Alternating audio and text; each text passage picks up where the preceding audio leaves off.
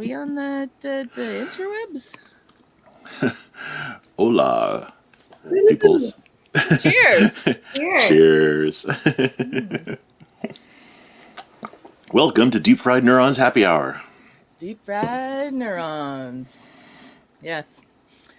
This for life, liberty, and the pursuit of happy hour. There you go. I like it. Yeah. Let me send a little test yeah. test message here on Twitch. Test. Yes. Did that come through? I don't know. Is my microphone and my cameras going? Well, you can hear me apparently. It's a little low, but yeah, it works. Sounds good. Oh, why is it so low?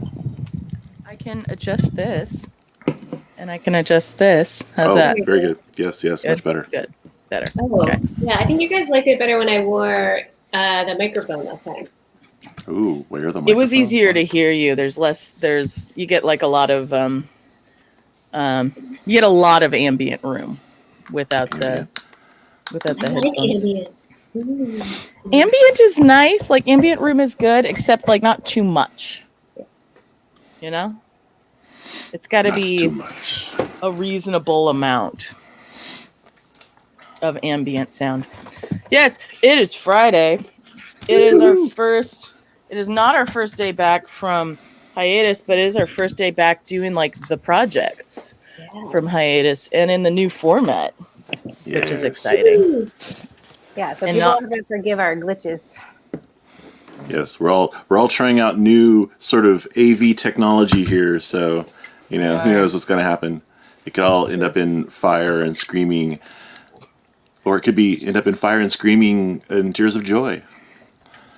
I think I think it's that. I think it's that one. Shall I see if my cameras? I'm gonna try my camera. Yeah. I didn't try this before. Hey, look at that. Look That's at a that. camera. Perfect. Beautiful. I can even see a power supply. How about that? Awesome. Cool. Yay! Ooh. 2 thumbs So up. what are we doing? Oh yeah, that's right. What are you drinking? I am drinking something warm because it's sort of gray out. It is 50-50 Irish cream and tea with some cinnamon and nutmeg added. Oh. It's the fancy St. Patrick's Day Irish cream from Five Farms in County Cork that we got. Yeah, this is like the fanciest Irish cream I've ever seen. I know, right? It's very for tasty. realsies Irish very- cream. For very- realsies. Very, very tasty. Oh. Oh, excuse me. Oh. Cat. Uh-oh. What are you drinking, Barb? This is chaos stream right now. I am Chaos. drinking chaos stream. I'm drinking some Angry Orchard crisp nice. apple hard cider. Okay. Ooh, cider. Nice. It looked good. How about you? What are you drinking, Todd?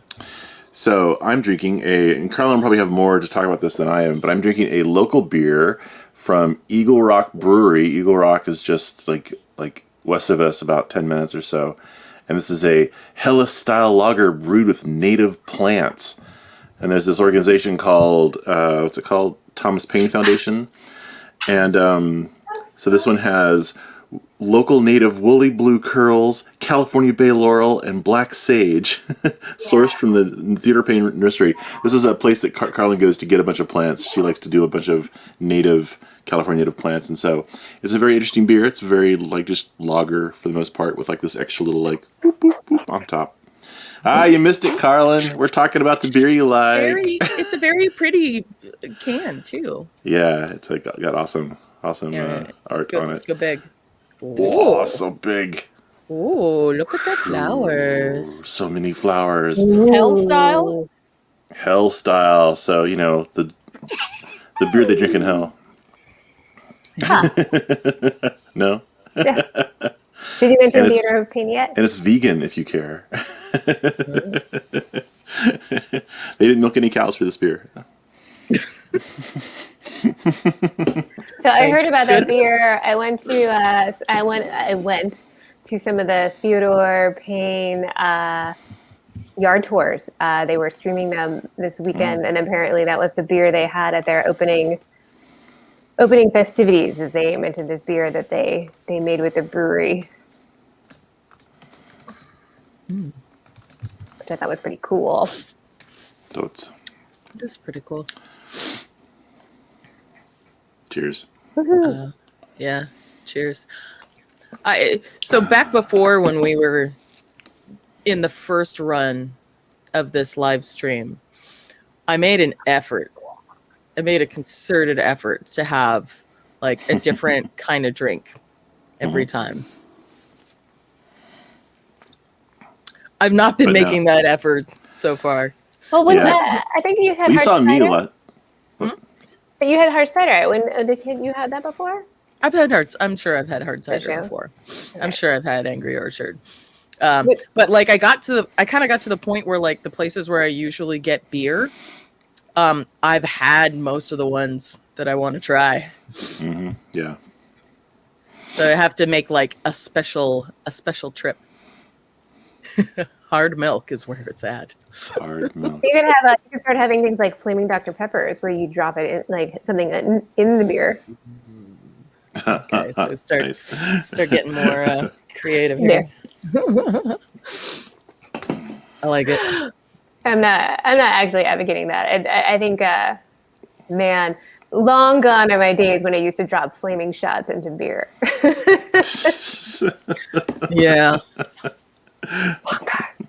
Well, you know, I mean, you saw me last season of this show.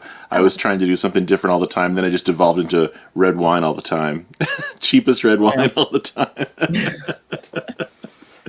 But different cheap red wines. Really different. Mostly because I couldn't remember the one I had before. Remember it.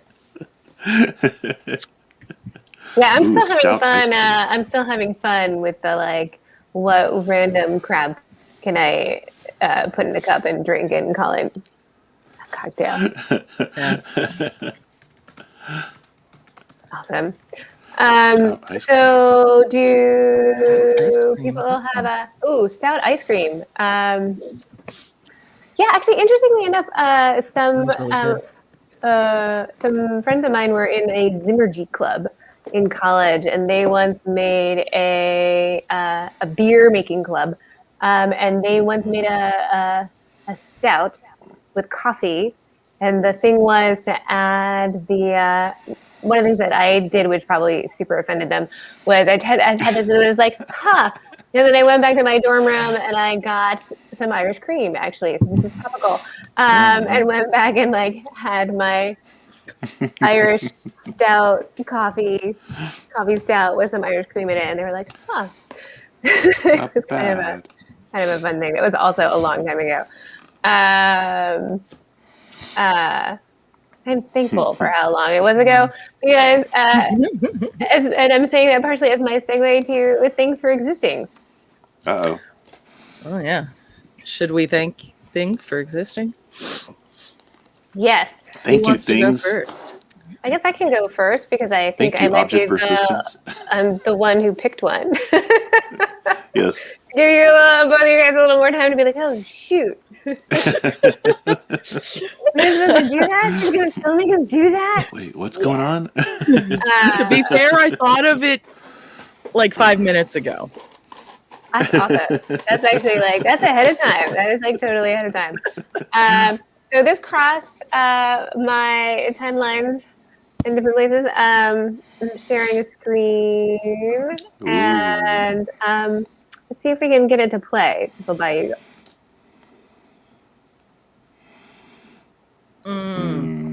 That's right. This is fabulous.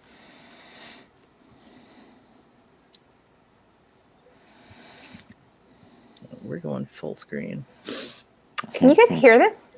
No. Okay. Make your window You're bigger, sharing. Carlyn. You're sharing a window rather than a tab, but that's okay because we probably shouldn't have Oops. Oh, don't press that button. Press We the might have problems on the YouTubes with yeah. copyright Copyright. things anyway. Yeah. That's There true. we go.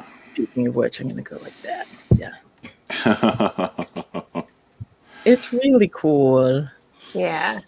So I'm you listening said to this this was a conductive thread? It's conductive thread, and it's from a infrastructure company in Japan, and this is actually a remake of a video they did in 2016, which actually you can see in this top right corner. This one's conductive thread, and I'll be over in a second. And that's pretty much it. Oh, actually, this is pretty cute. It's a shadow drop. Yeah. Yeah. That's really nice. Kendenko. And then cool. They're Really like an infrastructure company. And this was one they did 4 years ago where instead of conductive thread, it's a conductive ink pen that they're using. Ah, nice. You'll see it's a very similar theme. They're, yeah. That's awesome. Yeah, we didn't see we saw the other one. We didn't see this one. Yeah. So this is the older one. When I was sort of like trying to look up more about what this entity was that produced this, I realized that they had done this other one that actually I remember seeing 4 years ago. And so their whole thing is everyone lives in the future. So they're trying to talk about how electricity is a web of connection, and also social interactions are a web of connection. And so I think it's really interesting to see basically the same themes. Here again, we have windmills, the same way we had windmills in the other one. Like what happens when they revisited the idea? It's the same circuit, but a different medium of doing the circuits, and the pen versus conductive thread, and but both of them are just so charming. That's really, so really cool. simple circuitry, really, really amazingly elegant and gorgeous. Semantic content. Oh! Yeah. Hacks. Oh. Okay. Yeah, they have some Everybody go watch videos this in it. afterwards too, because let's give them the views. Man, that's so cool. Yeah. It looks like they don't really need the views, but oh. Do they have more? Oh. Yeah, so I just thought those were really charming. And so, like, thank you, company that made these videos for this infrastructure company. Thank you, infrastructure company, for paying for those. Yeah, I just thought they were both really, really, really nice expressions of like, when you treat the circuitry itself as art is a really nice part of what we can do. That's so cool. That's very cool. Okay, there. All right. Did either of you come up with anything in that? Like, I had Yes. something before. Do you want to go? Me? Sure. That's right. Mm-hmm. So, my thanks for existing are these little books. And these little books don't have any English on them except the English that I've written. But what they are is they're like sample books, and they have surface mount components in them in little pages. And if you look, it's like all the different values for like resistors and capacitors and stuff in the back. There's the capacitors. And you can see kind of like how small they are. but I've had 402 and 0603 sizes for a long time. And I've been doing a lot of larger surface mount stuff, so I got an 805 book. Of course, none of them are labeled, so I had to put 0805. But it's the same thing. But now the parts you can actually see. It's like, oh look, there's actually parts, you can see them. These are so big, they're only the size of a grain of rice. But yeah, you can find them anywhere. I usually get them off of AliExpress for like $20-30 or whatever. And they pretty much contain all the parts you ever need So yeah, thank you for existing these things, because it's much easier than buying a bunch of random parts off of DigiKey and then where to put them and I don't know what. It's like now they just kind of sit up on my shelf here. Cool. Yeah. So my thanks for existing is fidget toys. Because for realsies, this is like a lifesaver when there are meetings going on and I'm trying to pay attention and focus and I can do something with my hands. But they are just like really fun Ooh. That's a and pretty pretty and feels very like, I love, especially things with, like bearings. Extremely satisfying Yeah. to look at, to play with. And this one like particularly has like gears on it. And the movement of it is really nice and satisfying. And like these gears, kind of they interlock, so this whole thing spins like that. That one's fun. And then this is another one that's Wow, that's pretty big. you've even seen this one? Yeah, I know. This one is by a company called Steamy Tech, who you Wow, find it moves really often. nice. Yeah, it works. It's very well done. It's laser cut wood and all of these gears, which do line up well. The pleasure And of wood. yeah, they're a Bay Area, like South Bay based company. They're in Sunnyvale or somewhere around there. And so you see them at various like maker fairs and stuff. And there's a guy, like if you've seen a guy with a top hat that has like a moving gear thing in it. I know that guy. Yeah. That guy. Or no, I know That of that guy. It's that guy. They make these great, spinners. So I've got a little bit of a fidget problem. I could stop any time. No, I really can't. But like little things are like bike chains, and this kind of looks like a snitch. Oh yeah. I got this one. Yeah. Mm-hmm. It's kind of like a little golden snitch. And yeah, and then you could just kind of find, and like actually this is not actually specifically a fidget toy. It's just a critical role keychain that kind of turns, but it's very fun to spin. Nice. Yeah. That seems very satisfying. That's yes. It's a good thing to have so that I have toys. That is to say, and the button. Good button. Good button. Yeah. That's You're my gonna thing. show them. Are you going to show them the bottom the way you showed us the button? I can show you. Yeah, I can do that. Should I do that like under my camera? Oh So you yeah. can see it well. Introduce the new addition to our show this week. Oh yes, we are. Well, I already kind of showed it, but we have, because we're building circuits on the stream. Wait, what did I do? Yes, that's right. Okay. So all this is I took. Here, let me go big on this. I just had this little. Hello, focus, please. This little button. Focus. Yeah, it's not gonna focus. There we go. Which has a very nice, satisfying clicky sound. That's a great looking button. I know, it's like so smooth and it's a good button. It's a good button. And so it's a good button. I took a block of it's probably walnut, I think.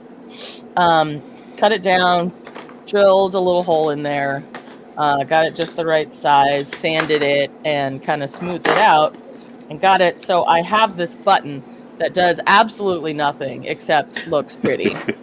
And just in case I lose it, I want to make sure that it finds its way back to me. So I have labeled it of Barb. The button. Oh, come on, focus. Come on, you. The button of Barb. That's great. It's so good. Oh well, can't get focus. Oh well, So you can good. see it. You know, we're all having a hard time focusing in 2021. Cut your cameras on the slide. Excellent. That's perfect because you were showing a button, and then we can go ahead and talk about. It's true. We're doing more with buttons. We're doing more with buttons. So we're gonna try this out. We're doing a series of simple circuits, small, low part count circuits to sort of really focus on like ways we can use the circuits later more creatively. So this week we're going to talk about capacitors in DC circuits, and next week we'll probably talk about a transistor-based circuit, but again, low part count circuits. And then we'll, 2 weeks from now we'll talk about a transistor-based circuit. Next week we'll take the circuit that we're discussing this week. We'll have it in projects, and we'll talk about like why we picked the projects we picked and like how we did them. Thank you, Todd, for putting the blog post in the links. That would probably be helpful to follow along. I'm gonna go ahead and I'm doing this one. I have like very much cheating by like saying like I'll do the first ones. Maybe like I can just do a switch and a capacitor, and that will be great. Cheater. So I think for both Barb and I, we want to know more about audio circuits. I am really comfortable with DC circuits. I am not comfortable at all with AC circuits. So I'm looking forward to, yes, like I know how to hook up a 555 or like and like make a multi-vibrator, but I don't really have this like same like relationship to AC circuits that I do with DC circuits. So I'm hoping between Todd and like other people in our community, eventually we'll be able to recruit that. And I know Barb having an audio engineering background, you're also interested in like sound and circuit. What's that? Oh my God, help me out. When you go boop, boop, boop, boop, boop. Like circuit bending. R2D2. Circuit bending. There you go. Circuit bending. So like, so sometimes it's like, okay, so if you want to like learn how to, like how to help us. BB-8. Yeah, so we're gonna start. For me, my relationship to capacitors in circuits was very much like, oh, if I stick one in the board, it will work. Sort of like my like how I like related to a lot of the electronics I learned hand in hand when I was learning microcontroller programming years ago. And but it was always like, oh, if there's like some ghost in your circuit, if you jam a 10 microfarad or 1 microfarad capacitor in the power bars of your breadboard, like suddenly your circuit will work. So it's just sort of like magical dust for circuits. Just sprinkle the capacitors. Yeah, sprinkle the capacitors in your circuit will be fine. And everyone is like, So I wanted to talk a little bit more about like what they really are for and like what they're really doing, and by doing like a simple little LED fade out circuit. So I'm going to go ahead and switch my camera right now. If I can remember how to do that. Aha, this button. Capacitor comes from the Italian to capacitate. No. Kind of, actually. Like if you instead of saying Italian, you say Latin. Capacitate. It's gonna like be a little bit private. So here are some capacitors. We have our like ceramic disc capacitors that everybody knows. Oops. Oh, there goes. Yeah, the electric. The problem with electric little capacitors is that they roll. So here are some little ceramic disc capacitors. They are not polar. Polarized. But we're gonna. Here's a tantalum capacitor. Blobby. These are seasoned to taste with small capacitors. Exactly. And so here are a handful of electrolytic capacitors, which are the ones that a lot of us are used to seeing. Boys. This is 1,000 microfarads. This one is 100 at 50 volts. This one can do 100 microfarads at 25 volts. This one is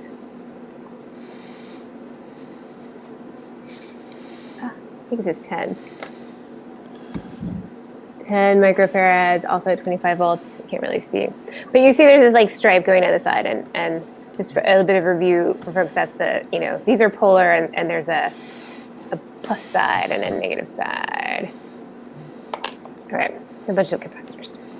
In case anyone. There's all these different technologies for making capacitors. Yeah.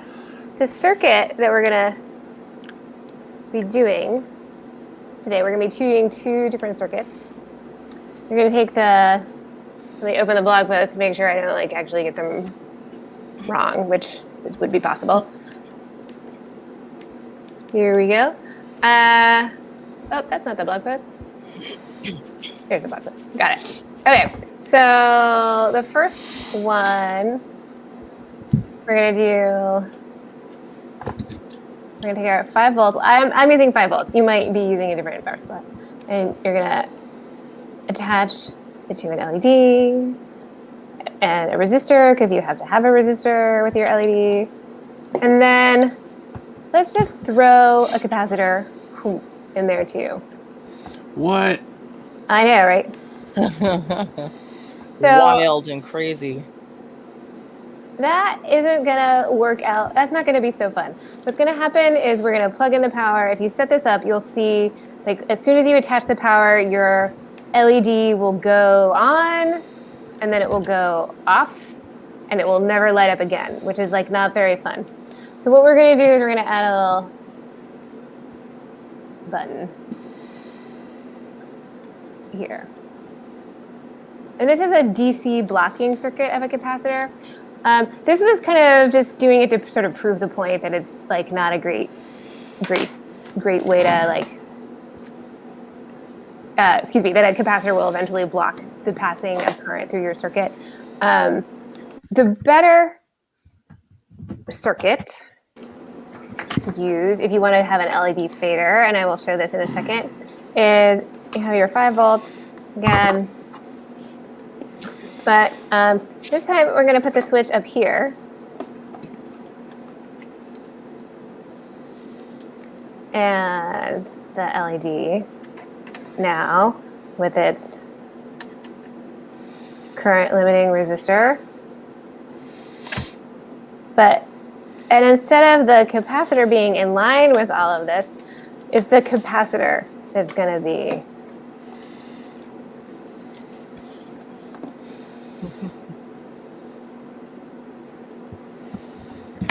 your little dots. Okay, so these are the two circuits we're going to build, and they look like this when you build them. Ta-da! Yours are so much prettier than mine.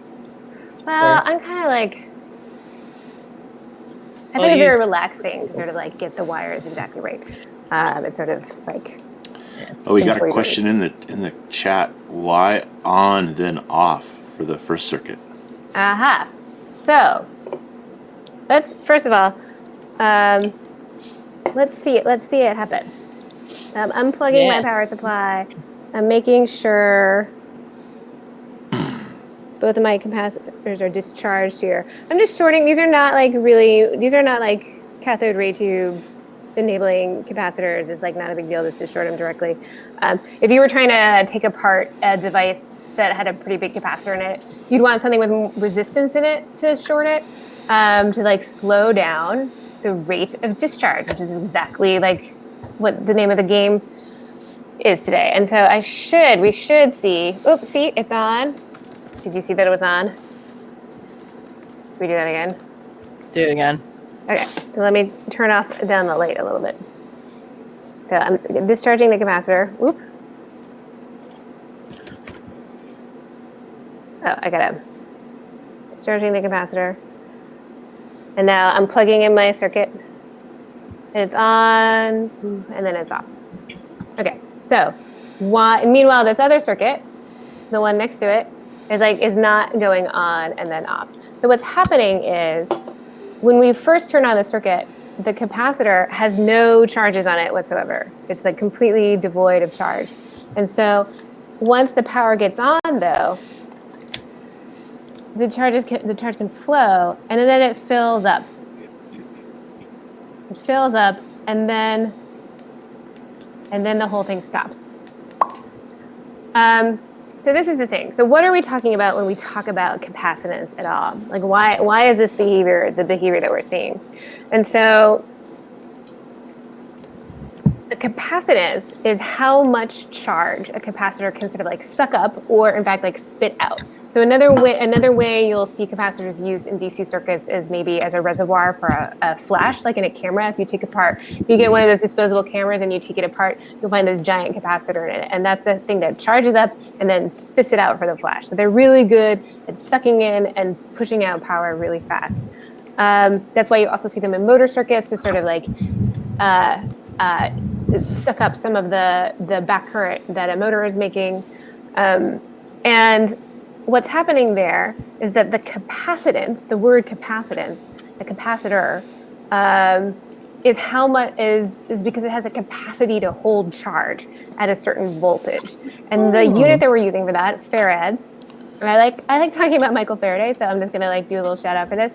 Michael Faraday was a 19th century scientist who was the son of a blacksmith who, when he was 14 years old, became an apprentice at a bookseller. And he, if you guys are building your circuits, you can maybe like. Should we build our circuits smaller. now? Yeah, you can start building, and like, I'll talk for a little bit, and if I need paper again, I will. You'll see. Make it smaller. Cool. But So he was the son of a blacksmith who became an apprentice to a bookseller, and what was neat about that when he was 14 years old, and what was neat about that once he became the apprentice to the bookseller, he started reading all these books. And that's how he became a scientist, doing all this reading. And then the Royal Society, much like Crash Space, had all these lectures that people could go to. And eventually he kept going to those lectures and met some of the people who were giving the lectures and eventually became a member of the Royal Society. But it was really unusual for the time because most people who were in the Royal Society were people who were born gentry. And so I just think it's really neat that he has this person that farads are named after has this really alternate career in terms of how a lot of other people who have units named after them didn't have quite the same background. They were all gentry, toffs. Ampere got killed. Ampere's dad got killed in the French Revolution, for example. Anyway, so I like the history of all this stuff. But anyway, back to what a farad actually is. A farad, the number of farads a capacitor is rated for is telling us about its ability to hold amount of charge at a voltage. So an analogy for that would be like how big of a bucket of ping pong balls you can hold. Slow down. Okay, What? so if charges are ping pong balls, you can put them in a bucket, which is your capacitor, and you can hold them a certain distance off the floor, which is your voltage, because voltage is a potential to do work electrically. And voltage is potential, it's like kind of like the distance off of the floor. And so capacitors can hold buckets of ping pong balls up off the floor at certain rating levels. And an ideal capacitor can really dump that whole bucket all at once, which isn't always exactly what you want. When you have a camera flash, you really want it all at once. But when you are doing other things, you probably don't want the whole bucket all at once. And also realistically, capacitors are made out of real materials that are gonna dissipate at different real rates of time. There's an internal resistance inside of all of real capacitors rather than modeled or ideal capacitors. And so also, if you're designing a circuit, you don't want it to go that fast. So you're gonna shrink the pipe that the ping pong balls can come out of. You're gonna control the number of ping pong balls that can come out at once, and the ping pong ball is coming out at a certain rate. That is current, because current is a rate of charge flow over time. So if we have,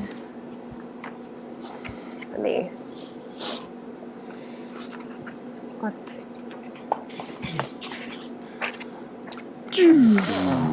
I'm sorry. The power has been disabled. Okay.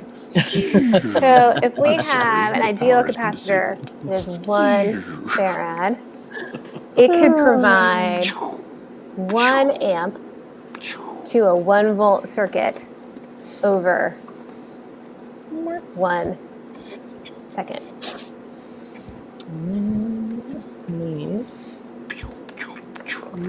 Wrong way. So if you have 1 farad capacitor, you can supply a 1 volt circuit with 1 amp over a course of a second in sort of a frictionless plane spherical cow sort of world.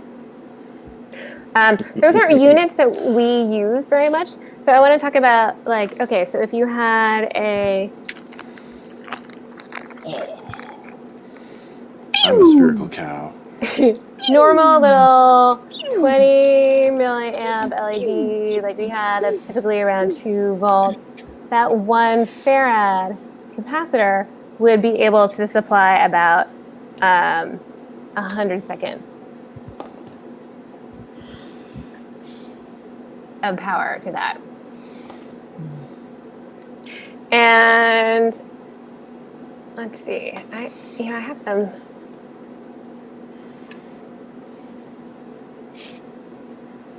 Look at this. So a farad is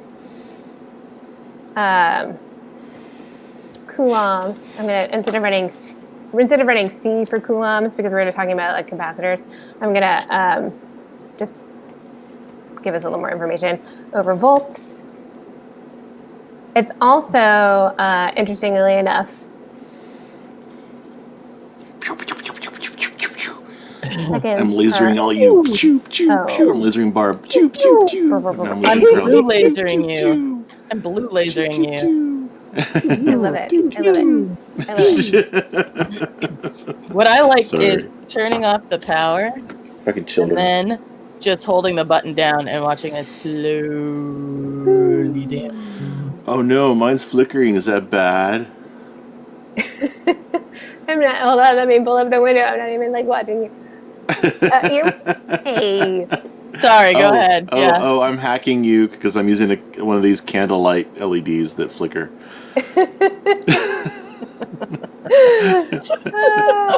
Awesome. Good to know that we have an audience who's well behaved.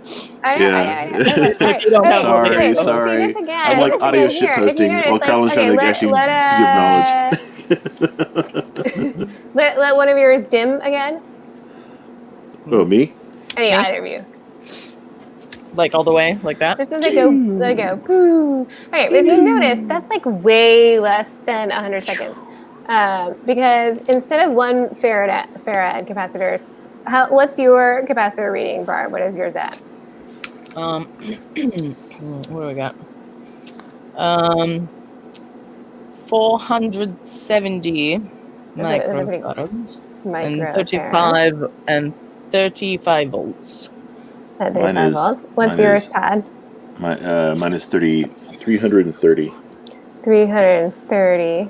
Wow. You with your, both of y'all with your tiny little. Yeah, but I have the cool J.J. Abrams lens flare. What do you got? Right. So mine is also though like way less than 100 seconds, right. And I'm using 1,000 microfarads. And just. Oh wait, I think I got it 1,000. Oh, I got it 820. Okay, what's this one?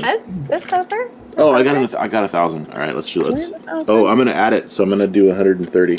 But if we do the math, so 1,000 microfarads is, I'm gonna totally blow this. It's gonna be what? So okay, so a microfarad is 10 to the negative. Let's see, can't mine minerals near plutonium. So centi, milli, micro, nano, pico. So that's Thousands. -3, -6, I found 1,000. or 12. Huh? Nothing. I found 1,000. Woohoo! Yeah, that's just honestly, you don't really need to use 1,000. It's just to make the math easier. Oh. You're only dividing by. I know, but I want to see what happens. This is. You can get amazing analog fades when you use the big capacitors, but man, this is a lot of capacitor. Okay, this is a lot of capacitor, and we're going to talk about that I'm in a using second. 2 in parallel. Okay, sorry. Continue, Carlyn. No. Yes. So a microfarad is a millionth of a farad. And the little ceramic disc capacitors that I showed you earlier, those are usually in picofarads. And those are going to be 10 to the negative. A picofarad is 10 to the negative 12. So we're doing like tiny amounts. So when you have a 1,000 microfarad, which seems like super big, you're going to have, you're going to be able to light that sort of like more around on the order of like 1/10 of a second. But you'll see that's longer than 1/10 of a second. What's going on? Like, why is this math not working out perfectly? That's because what we're talking about here, the equation is tau equals RC. Tau equals ohms times farads. And so... Oh, I'm out of focus. Tau is measured in seconds. But there's a reason why we're not using capital letter T here in a minute. There's like a reason why we're using this like funky Greek capital T. But let's get that in a second. In order to get the real effect that we're seeing here, first of all, we aren't powering this at 2 volts. We aren't powering this capacitor up at 2 volts. We're up at 5 volts. So we're putting our tank under more pressure than we actually like have to really get a 2 volt LED to light up 2 volt, 20 milliamp one. And we're also slowing the rate that things are coming out with our resistor. That's the R and the C. Which makes sense, right? Like if you decrease the amount of ping pong balls that can come out at a time, it's going to take longer for all the ping pong balls to come out. It's sort of like, well, of course. But there's some weirdness going on with this like tau thing. But it's so, the tau doesn't represent the time until complete dissipation of the capacitor. Tau, sorry, it is actually really satisfying to watch that. I'm just like, capacitors dissipates with a curve. And tau is like right about here. So we only time it up to about here. Let me read the like real definition. Tau is explicitly the time required to charge a capacitor through the resistor from an initial charge of voltage 0 to approximately 63.2% of the value of an applied DC voltage, or to discharge the capacitor through the same resistor to approximately 36.8% of its initial voltage. So that's why it's because capacitors have non-linear curves of charging and discharging. And that, an analogy, why? I kind of like to use an analogy for myself, which is like probably bad. And so if someone has a better analogy that they like better, please volunteer it in there. Back when I used to use like public transportation on a daily basis, which that also has been a long time, I could probably have like figured out a very similar curve for myself in terms of the likelihood I was going to get on the train when it pulled up, depending on the number of people in the train. So if there's like almost no people on the train, like, yeah, 100% I'm getting on that train.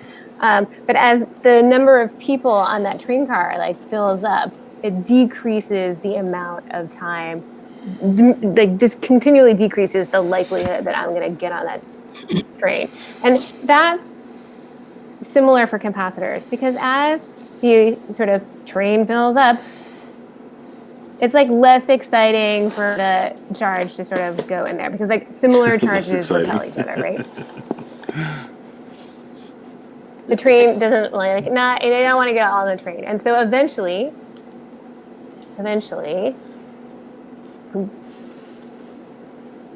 it stops. People stop getting on the train. It's too full, and that's what this first circuit is about. This first circuit is about eventually you're gonna throw, when you close this switch, you're discharging the capacitor.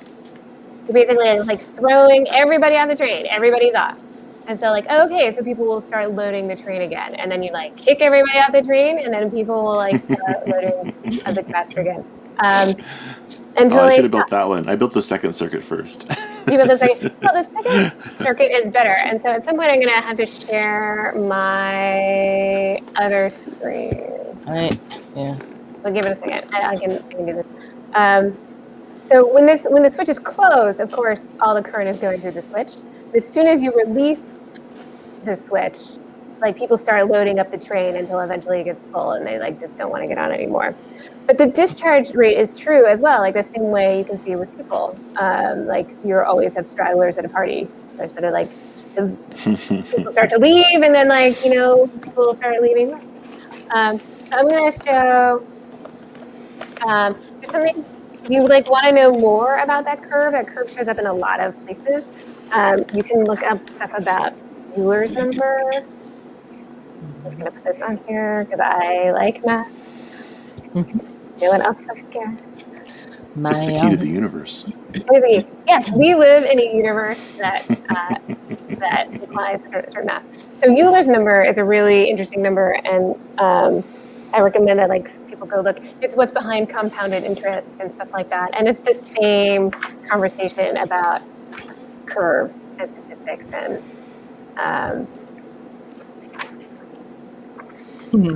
that's good stuff. Carlyn's got all the screens. So because I have so many big capacitors on this circuit, you can really see the exponential decay curve. It's like here's the LED full on, and then it fades out nicely. And eventually it gets basically what you'd think of as off. But if you look really carefully, it's still you can actually see it's still on. Oh, that's awesome. All right, so talk about your configuration of capacitors there, Todd. How did you increase your capacitance? I added them in parallel, because it turns out you can just keep stacking capacitors if you need more capacitance. So I don't know if you can see, but both of these are hooked up just right next to each other in parallel. And basically you're just making a larger capacitor by adding them together in parallel. And so this is 1,000, and then this is a 800. No, a something. What is it? A 330. So 1,000 and a 330, and that gives me.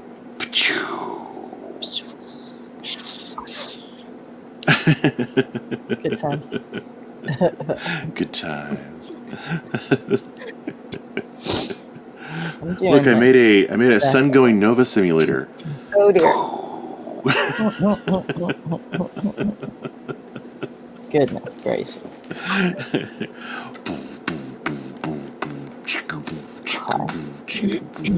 Wait, we gotta get the tempo higher. It says take out the capacitor.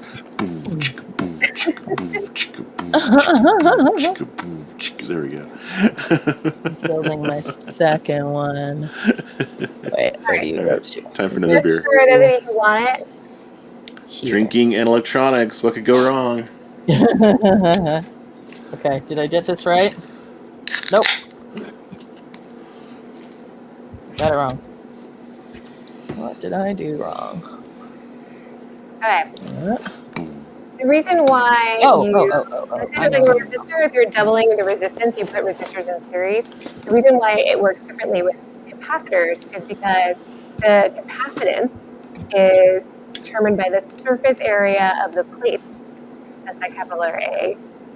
So more surface area of the plates, more room for people to load the bus, like honestly.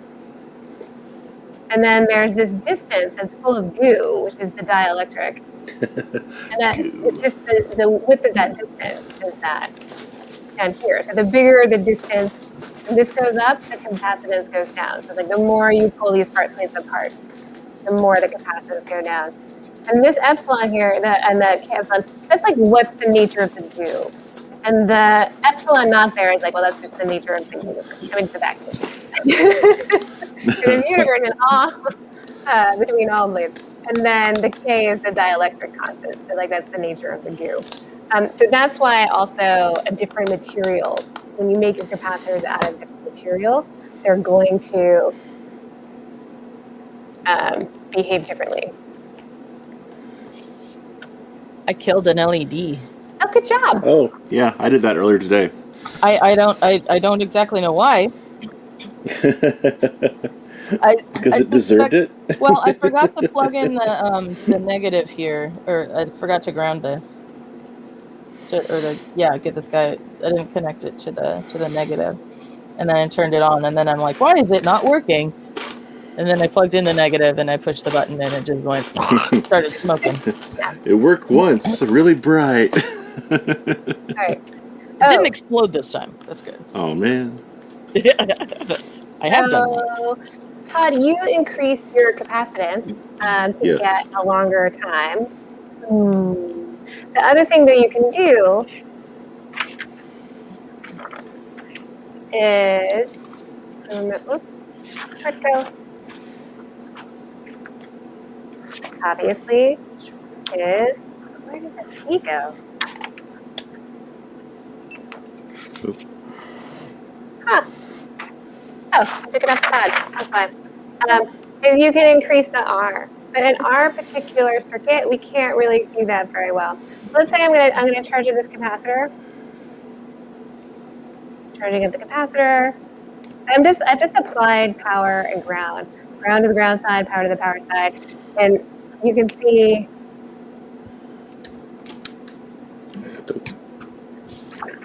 Negative. That it's at This.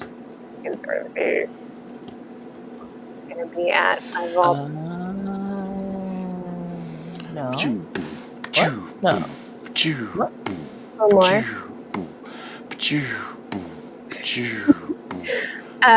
And then I can sort it. So I'm going to connect it to this 10K ohm resistor. You guys see that? It's slowly dissipating. That's that out now. Did I kill you too? But if I charge it up again,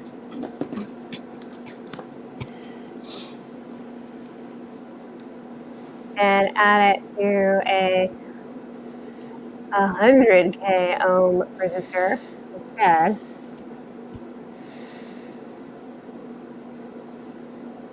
it's going to last a lot longer, but it's a lot dimmer, which is actually a little harder to see.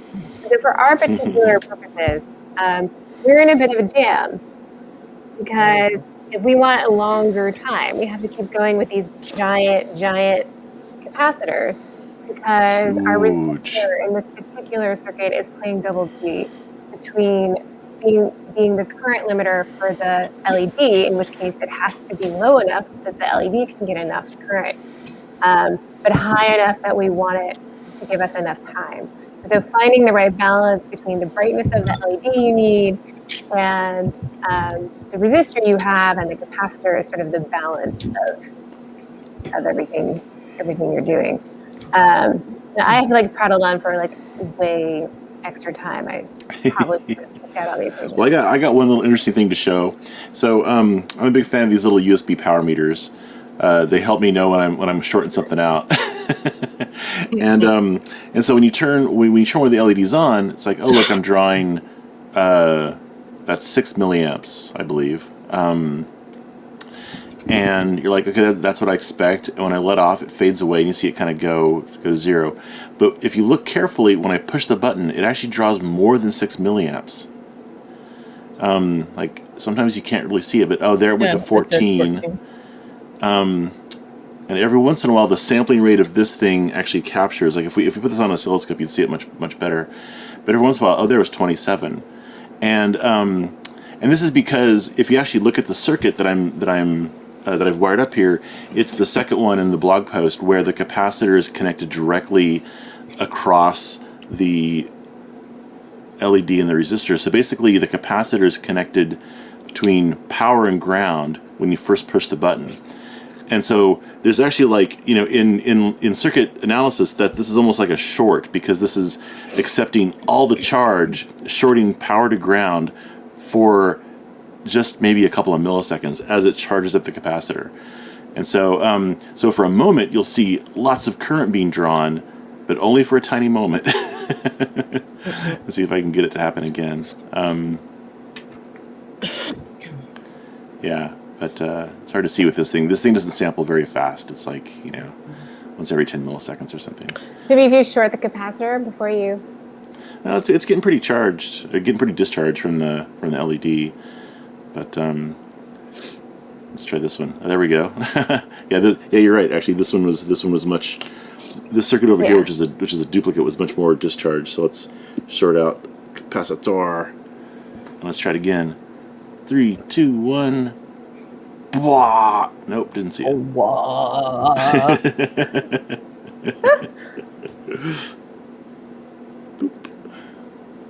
Boop.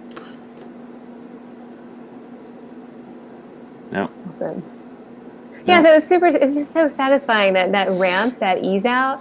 It's just like, ooh, it's just so, and you, like, that would be Especially really expensive to program on a microcontroller, that curve. Like, you'd probably use a lookup table to really get the curve that you want. And so you can, by knowing the electronics part, you can just get for free, like, essentially, well, with a giant capacitor. So this is why, though, there's a reason why I didn't do a charge up, like a ramp up circuit for the LED, because those really start needing to be, like, you start needing to really have a transistor involved. But I didn't want to talk about transistors and capacitors at the same time. Free curves. Free curves. So yeah, if you can afford the space, then you can use physics to help you design your circuitry. Love it. No software involved, no lookup tables, and you get this great, beautiful curve. At the cost of, oh my God, look at that. Yeah, that's a lot of volume. You want to see something fun? Yeah. Wait. There we go. Oh, green and red. Uh-huh. Nice. Oh. It's a color cycling LED. Nice. Oh, I see. Cool. Awesome. So you could pulse that, and then each one would get a ramp, and you would have to do, like, no math. Ramp. Awesome. Oh yeah, I should get an RGB LED and hook it up. Haha.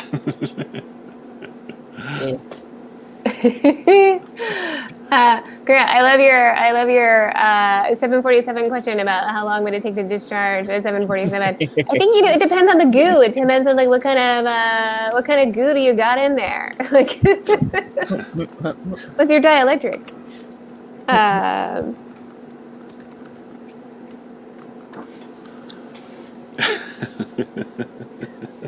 Beer and breadboard.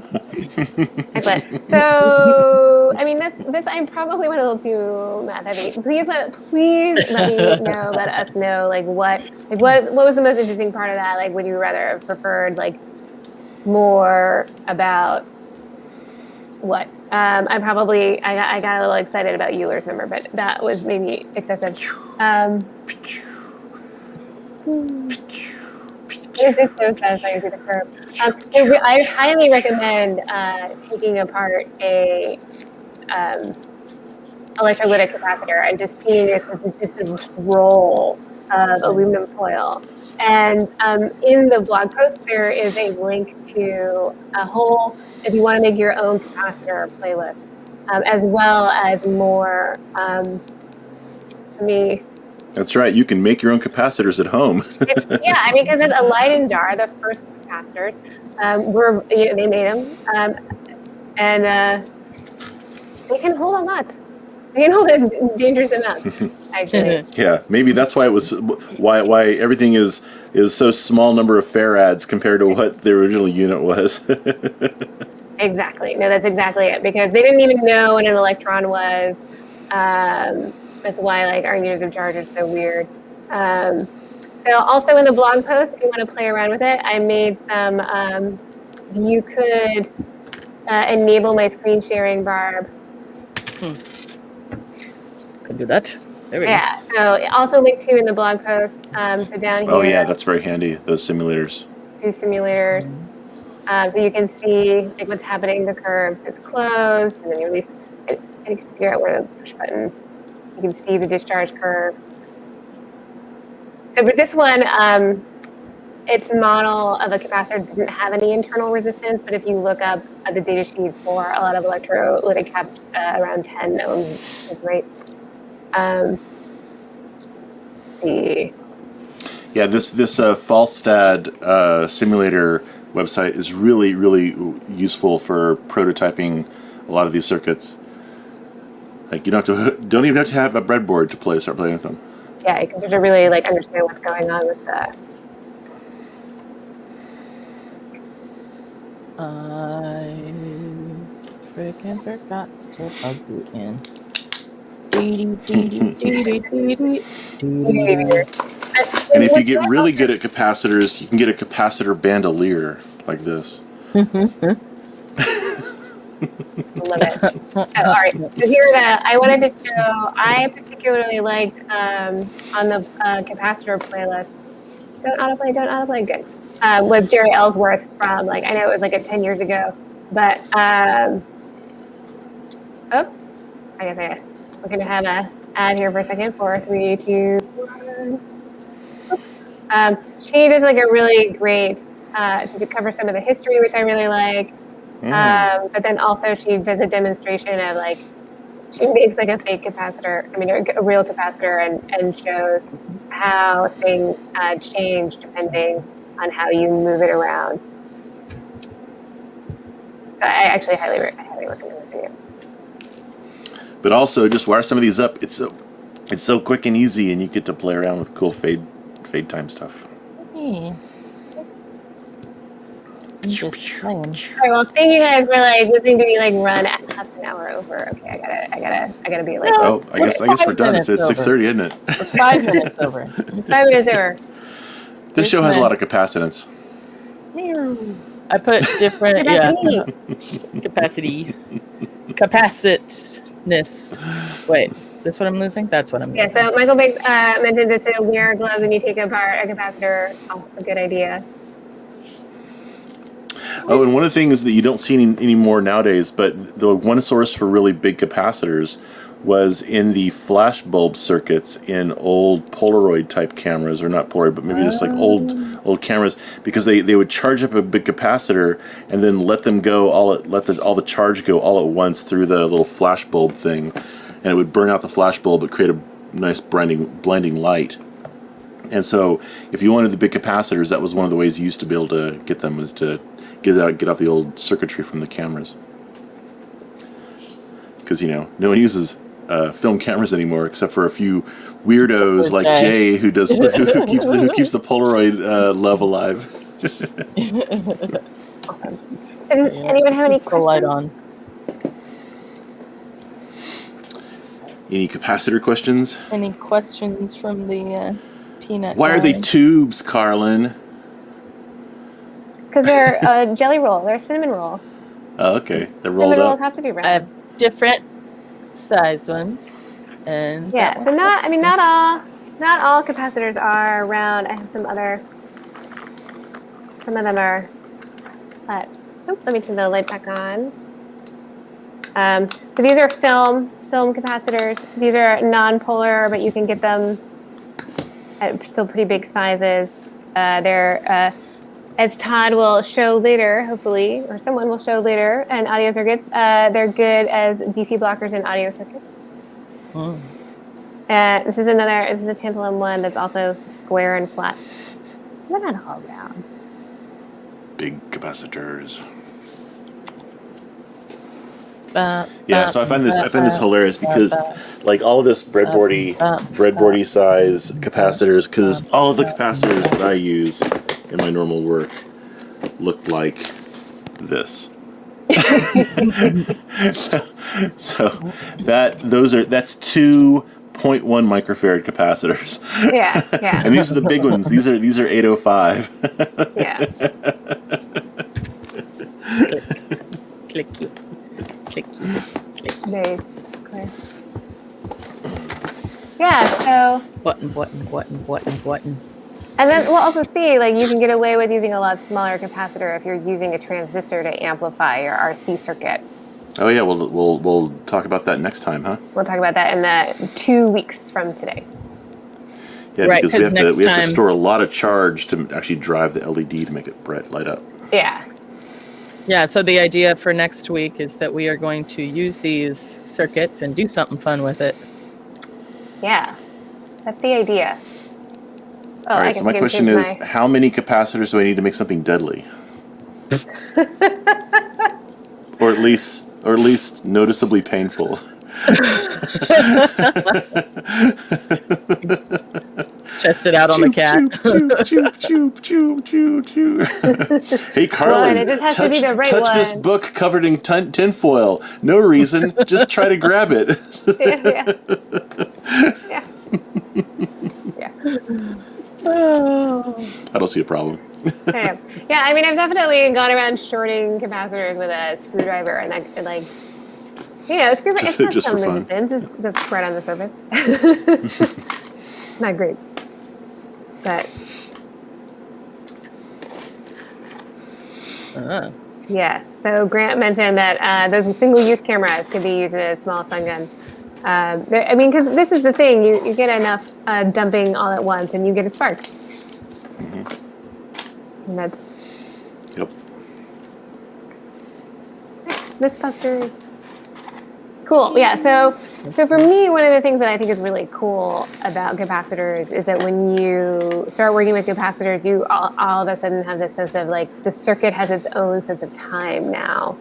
That's regulated by the physics of the capacitor. It's sort of something's going to happen over time when you have a capacitor in the circuit that doesn't require human interaction. And I think that's sort of interesting. Like how do we get to play with time in a circuit? And capacitors sort of are the beginning of one of the few parts that does that. Clock crystals are another part that's sort of like that's a little different. And we'll use transistors and capacitors in 6 weeks' time to do a multi-vibrator circuit, which is like the beginning of oscillation in a circuit. I wasn't going to go there, Todd. Multi. Sassy. Oh my goodness. I'm a little astable myself. Oh. All right. On that note, Siri, turn off the lights. Okay. The lights. Oh. Well, Light back there. thanks for joining us, folks. We'll see you next week when we do stuff with these same circuits. Yeah, we'll find out. We'll find out what we do. Yeah, I have no idea. All right. Cheers. Cheers.